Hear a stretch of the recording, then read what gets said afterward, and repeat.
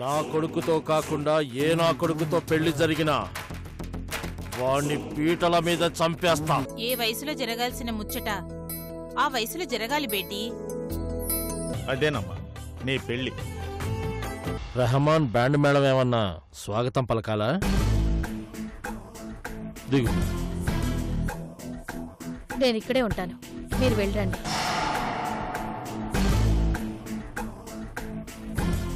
ఆడదాని వల్ల కొన్ని పనులు సులువుగా అవుతాయని నిన్ను తీసుకొస్తే రానంటావేంటి? ఆవేశపడకండి, కాస్త ఆలోచించండి. ఆలోచించాల్సిన అవసరం లేదు. మీ చరిత్ర లోకానికి తెలుసు. ఒక మనిషి ఎలా బతకూడదని చెప్పడానికి మీరు మంచి ఉదాహరణ.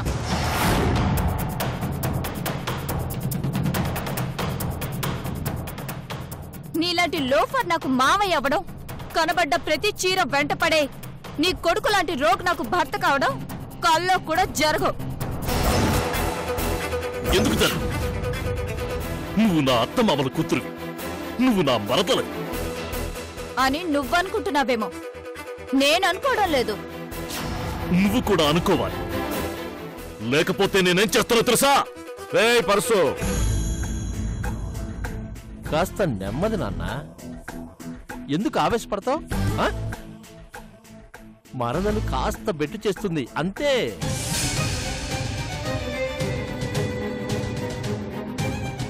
ఏ విషయం గురించి ఎంతసేపు మాట్లాడినా మా సమాధానం ఒక్కటే, నా కూతుర్ని నీ కొడుక్కి ఇవ్వను. నా కొడుక్కి ఏం తక్కువ? నీ స్థాయికి సరిపోడానే? నా కూతురు మీద ఇష్టం కన్నా, నా మీద అభిమానం కన్నా, నా వెనక ఉన్న ప్రాపర్టీ మీద నీకెంత ప్రేమో నాకు బాగా తెలుసు.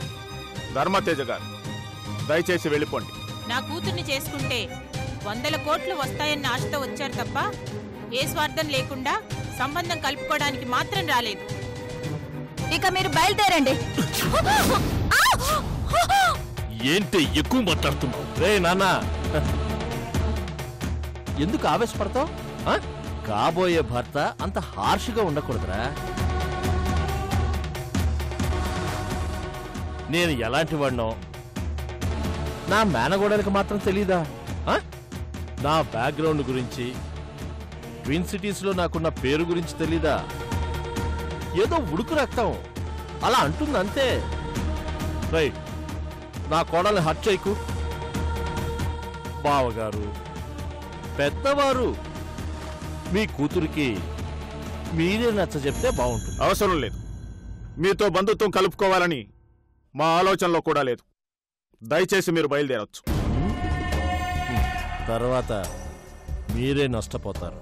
మీకు చేతనైంది చేసుకోండి. ఏమే సుభద్ర, ఏమంటున్నారో విన్నావు కదా? మరి మీ అన్నయ్య సమాధానం నాకు నచ్చలేదు. ఏం చేయమంటావు? నువ్వైనా ఒక మాట చెప్పు. ఇలాంటి రాక్షసుడికిచ్చి నాకు పెళ్ళెందుకు చేశారన్నయ్యా?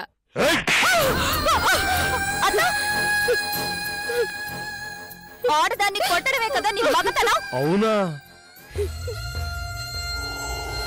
నలుగురిలో భర్తను అవమానించేది ఆడదెలా అవుతుంది కోడలా? పదే పదే అలా పిలవకండి, ఇరిటేటింగ్ గా ఉంది.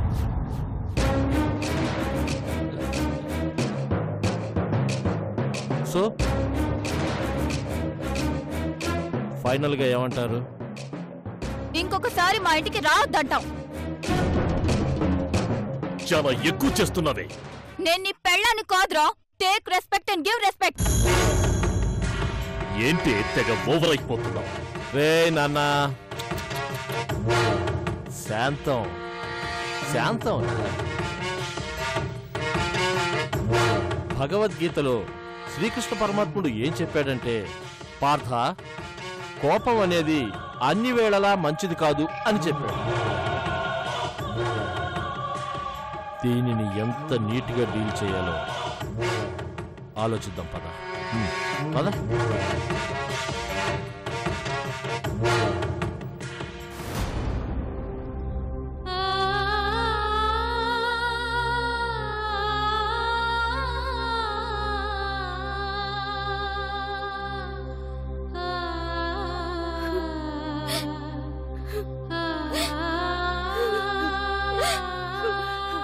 వెళ్తానన్నయ్యా. వెళ్ళొస్తానని ఎప్పుడు చెబుతావా అని ఎదురు చూస్తున్నానమ్మా.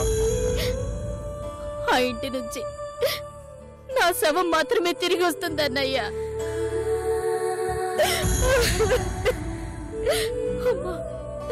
శిరీష, నాకేం కాదత్తయ్య, నువ్వు జాగ్రత్తగా ఉండు.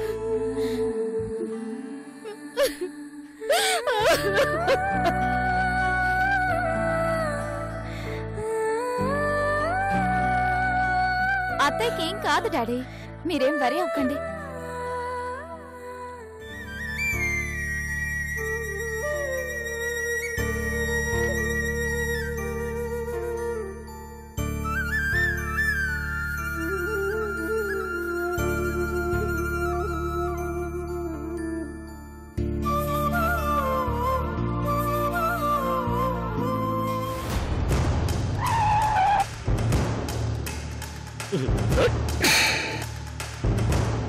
రేయ్ నాన్న, ఎందుకురా అంతా ఆవేశపడతావు?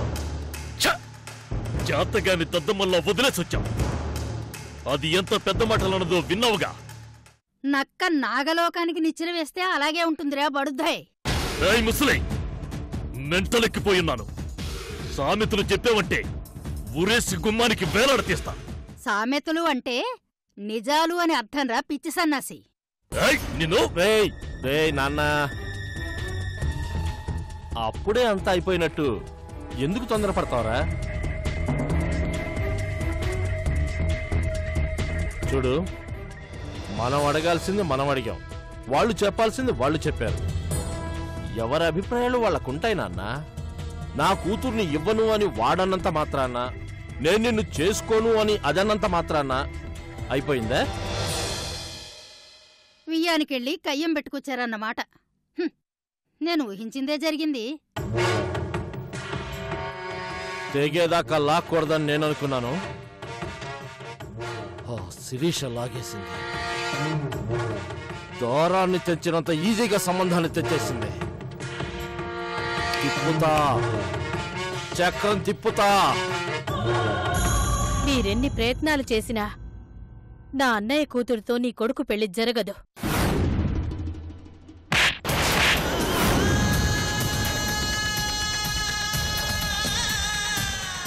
ఏమన్నావే? నా కొడుకు పెళ్ళా? ఏ, వీడు నీ కొడుకు కాదా? నీకు వేరే కొడుకున్నాడా?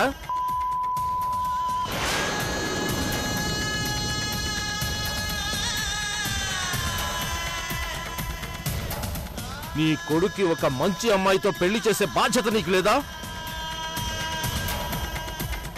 నా కొడుకు మంచివాడైతే ఒక తల్లిగా నేనదే కోరుకునేదాన్ని. వీడింత దరిద్రుడని తెలిసిన తర్వాత నా మేనకోడలు గొంతు కొయ్యలేను. అంటే నీ అన్నయ్యతో నీ కొడుకు పెళ్లి విషయం మాట్లాడనంటావు, అంతేనా? మీరేం చేసినా నేను మాట్లాడలేదు.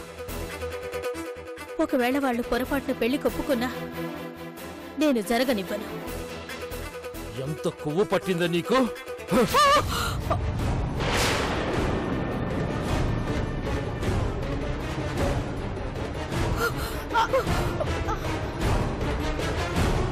రేయ్, చంపితే ఒకేసారి చంపేరా, ప్రతిరోజు చంపుకురా. నీలాంటి వాడికి భార్యగా బతికే కన్నా చావటమే నయం. ఏంటి ఈ మధ్యన నోరులేస్తుంది? ఇన్ని రోజులు నోరు ముసుకునే మూలన పడున్నాను. కానీ నా కళ్ళ ముందే మీరు ఇన్ని దుర్మార్గాలు చేస్తుంటే నోరు ముసుకుని ఉండలేకపోతున్నాను.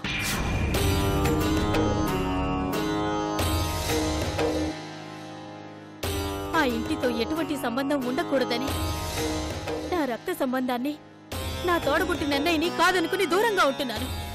ఎందుకో తెలుసా? మీ నీడలు, మీ నెత్తుటి మరకలు ఆ ఇంటి మీద పడకూడదు కాబట్టి.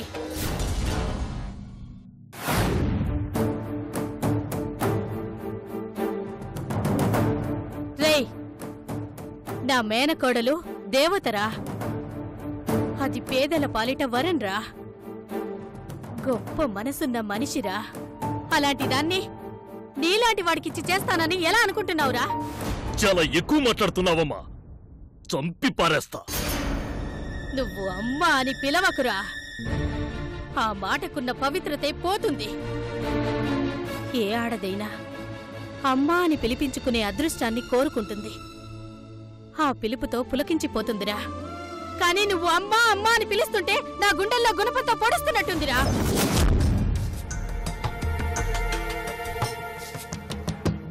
ఏంటే రెచ్చిపోతున్నావు?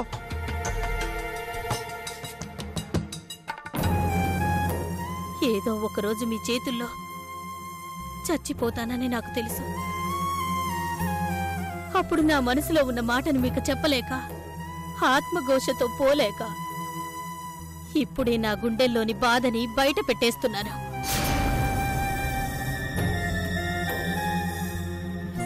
ఒరేయ్, హిరణ్యకశిపుడు కడుపున ప్రహ్లాదుడు పుడితే ఏదో ఒకరోజు తండ్రిని సంహరిస్తాడు అనుకునేదాన్ని. కాని హిరణ్యకశిపుడు కడుపున హిరణ్యకశిపుడే పుట్టాడు కదరా.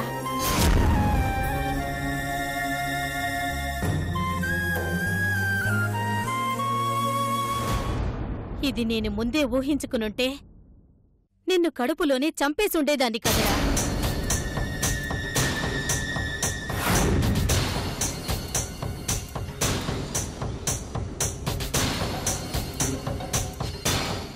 అమ్మలా మాట్లాడుతుంటే ఏం మాట్లాడబెట్టి నాన్న? మనం తక్కువ మాట్లాడి ఎక్కువ పనులు చేయాలరా.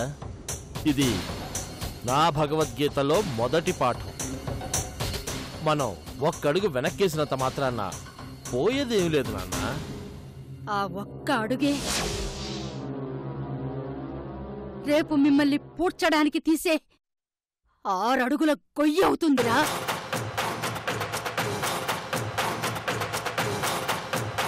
ఆ శిరీషను చంపేస్తానన్న. చంపేయ్, దాన్ని చంపేయ్, కసి తీర పొడిచేయి. కానీ పొడిచే ముందు ఒక్క విషయం గుర్తుపెట్టుకో. ఒక్కో పోటుకి అది ఒక్కొక్క మెట్టు దిగాలి. ఒక్కో రక్తపు చుక్కకి ఒక్కో కంపెనీ వదులుకోవాలి.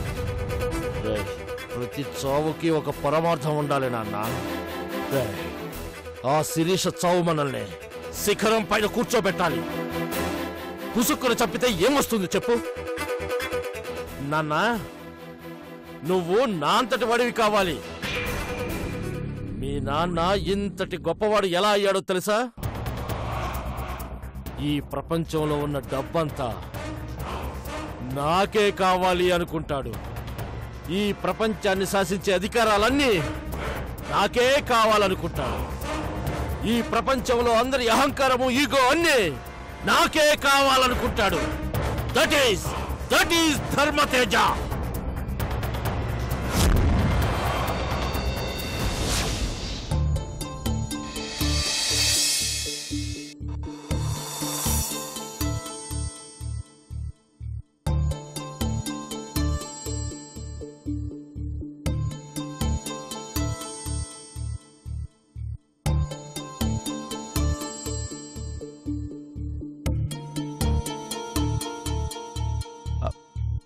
కృష్ణరాజు గారు, what a surprise after long time.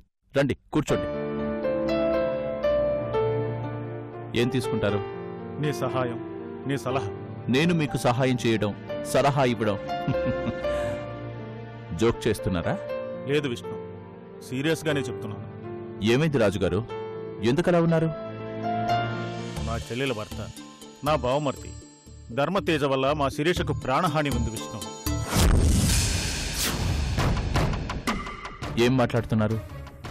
అవును విష్ణు, మా శిరీషని తమ కోడల్ని చేసుకోవాలన్న ఆశతో, మా శిరీష వెనకున్న ఆస్తి మీద మమకారంతో సంబంధం మాట్లాడటానికి వచ్చారు.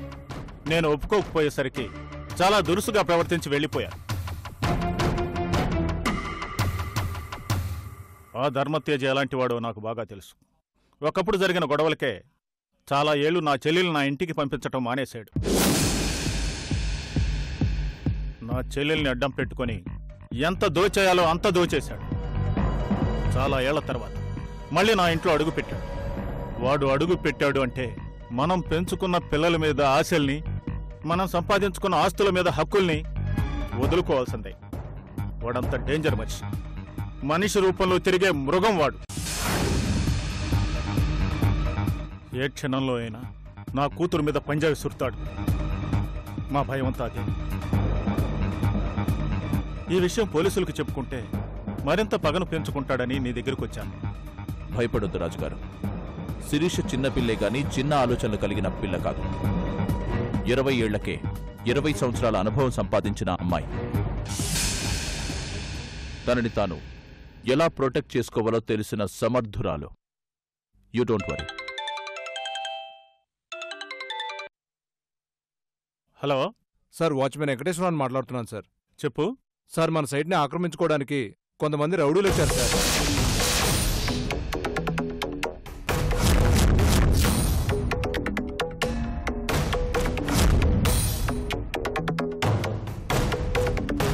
ఏంటి? అవును సార్, నేను ఎంత చెప్పినా వినడం లేదు సార్. పైగా నన్ను కొట్టారు సార్. మీరు వెంటనే బయలుదేరి రండి సార్. నేనిప్పుడే బయలుదేరుతున్నా. ఏమైంది సార్? శిరీష కార్మికుల కోసం డొనేట్ చేసిన 100 ఎకరాల ల్యాండ్ని ఎవరో ఆక్రమించారని వాచ్మెన్ ఫోన్ చేశాడు.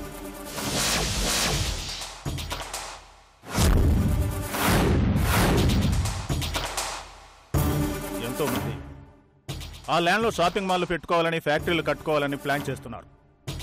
ఆల్రెడీ రాకేష్ వర్మ అనేవాడు ఆ ల్యాండ్ విషయంలో శిరీష్తో గొడవపడి వెళ్ళిపోయాడు. ఆ ల్యాండ్ ఎట్టి పరిస్థితుల్లోనూ కబ్జా కాకూడదు విష్ణు.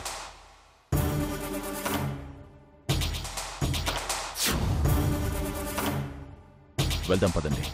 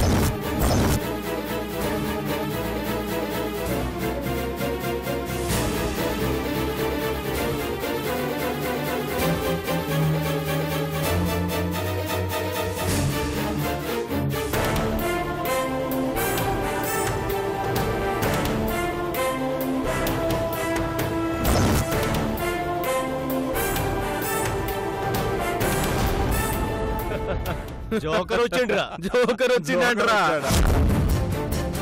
ఇది తప్పు బాబు. ఏది? పట్ట పగలే బీరు తాగడమా? ఇదేం తప్పు కాదే.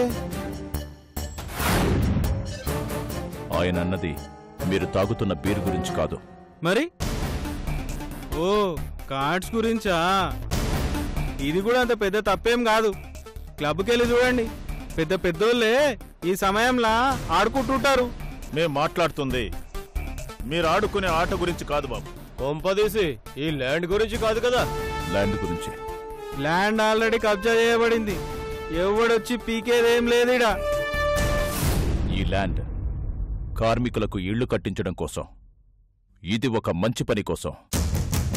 మర్యాదగా ఖాళీ చేసి వెళ్ళిపోండి. వార్నింగ్. అవునరా, చేయకపోతే చెయ్యిస్తా. అంత మగాడివా? అవునో కాదో టెస్ట్ చేసుకోండిరా. వేసేయండిరా.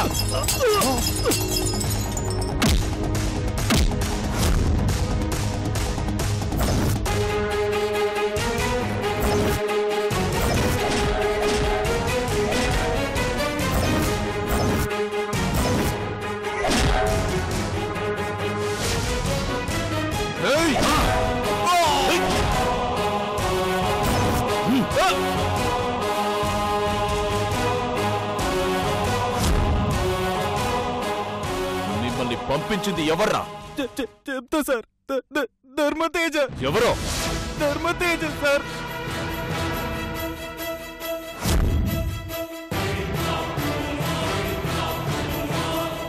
నేను భయపడుతున్నట్లే జరుగుతుంది. ఈరోజు ల్యాండ్ కబ్జా చేయాలని చూశాడు. రేపు శిరీష్కి ఏదైనా హాని చేయడానికి కూడా వెనుకాడు. యుద్ధం ప్రకటించేశాడు విష్ణు. ఆపేస్తా. వాడు ప్రకటించిన యుద్ధాన్ని ఆపేస్తా. కంటిన్యూ చేస్తే చచ్చిపోతాడని చెప్పేస్తాను. రేయ్ ధర్మతేజ! ధర్మతేజ! రేయ్ ధర్మతేజ! రారా బయటికి! ధర్మతేజ! రారా బయటికి!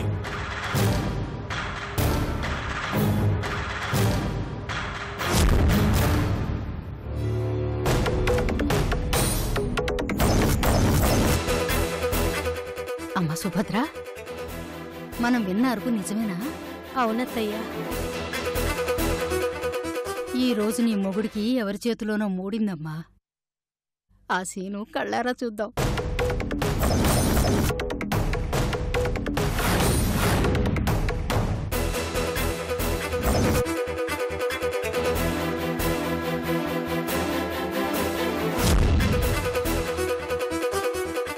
ఎవడ్రా నువ్వు? నా ఇంటికొచ్చి నన్నే రా అని పిలుస్తున్నావు? పిలవడం కాదురా, నువ్వు నీ లిమిట్స్ లో ఉండకపోతే తోలు ఒలిచేస్తాను.